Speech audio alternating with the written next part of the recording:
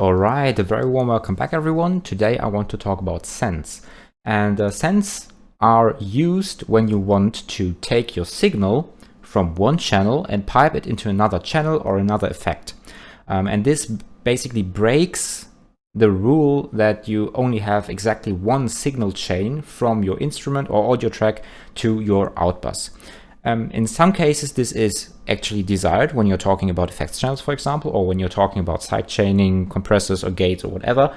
But in other situations, this might introduce some kind of problematic behavior, and also when you want to think of this and you're not sure what you actually see, this can also be some sort of confusion for some people. But we're going to break this down in this video, so you have a basic understanding of what sends are and how you can use those. We'll talk about sidechaining in a whole different video, so in this case I'm only to scratch the surface here, but we'll get to that in just a second. So first thing that we are seeing here is basically our arrangement again, and I'm going to play some of these bars again for you so you have some sort of idea what we are talking about here.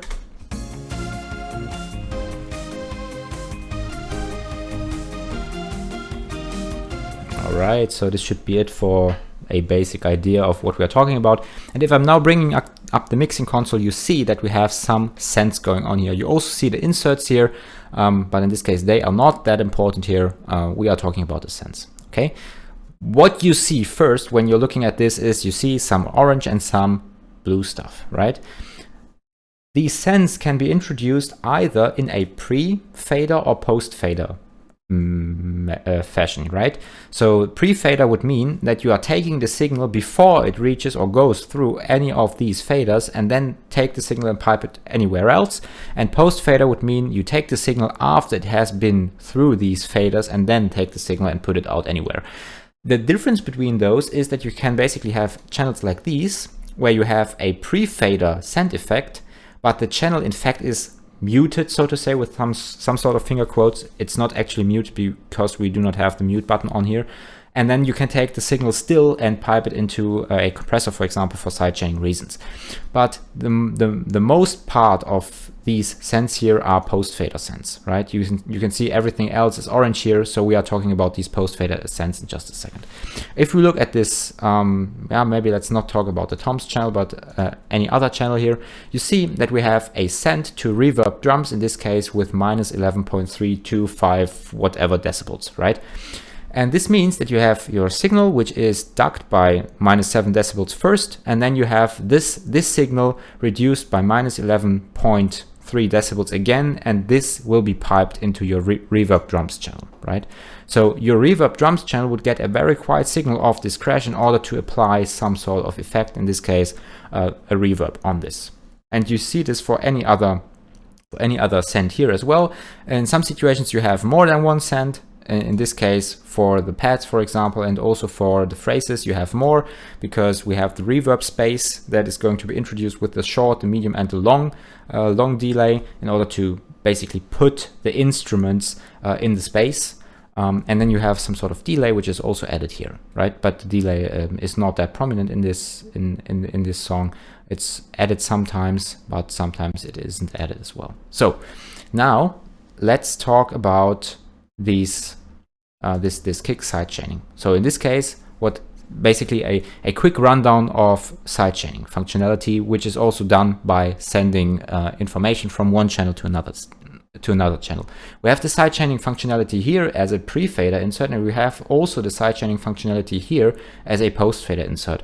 And this is basically because I didn't want the pre-fader signal to, or I didn't want to reduce, let's put it this way, I didn't want to reduce the volume of the sends here in order to make this a pre-fader send. So in this case I went with post-fader, but again you can also change this whenever you like. Just make sure that you understand what pre-fader and post-fader actually means, right? So now I'm going to mute everything that is not related to this sidechaining procedure so you can actually hear what's happening here. So we have the kick sidechaining functionality. I have to solo this, and I also have to solo some of these kicks. So I'm using both of those, so maybe you can get some sort of feeling what these what this is actually doing. And then I have to solo basically this group track where the compressor is, which is in sidechaining mode, right? The more important part here is that you have to get rid of this makeup gain, because if you duck the signal, and this is what will happen when we are sidechaining. Maybe let's just play the signal back, and then we'll talk about all of these details. You now hear the kick playing, and you also hear the bass, right? And if you notice, whenever the kick hits, you see that there is a gain reduction going on in this compressor, right? So we are taking the signal from the kick drum and pipe it into the compressor, and the compressor will react based on this kick signal, how loud this kick signal is, in order to put the gain reduction on the bass, right?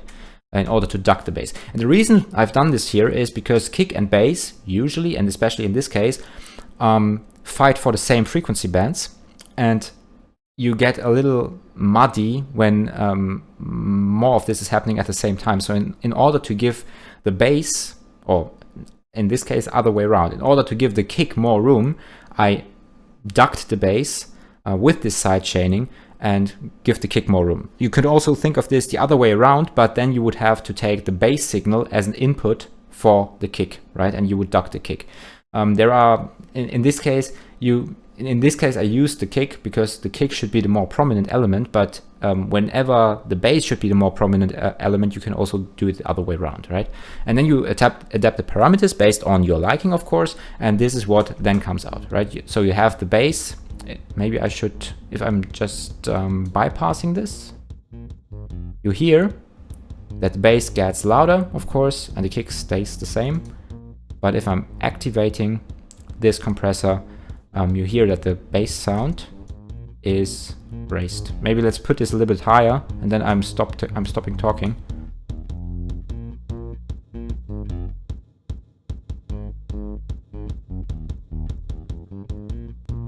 So, and this is basically a rundown of sidechaining in a very quick manner. And this is one of the things that you can use sound effects for. So first thing, the most prominent one would be reverb, delay, chorus, anything like this. And the second prominent thing would be sidechaining anything. So in this case, we sidechained the bass with the kick, but you can also open gates or do some expanding stuff. But we'll talk about this in a whole different video. Yeah, so I'm going to see you in the next one. And again, if you want to listen to these songs or any other music I put out, of course, feel free to check the links in the description, and I'm going to see you in the next one.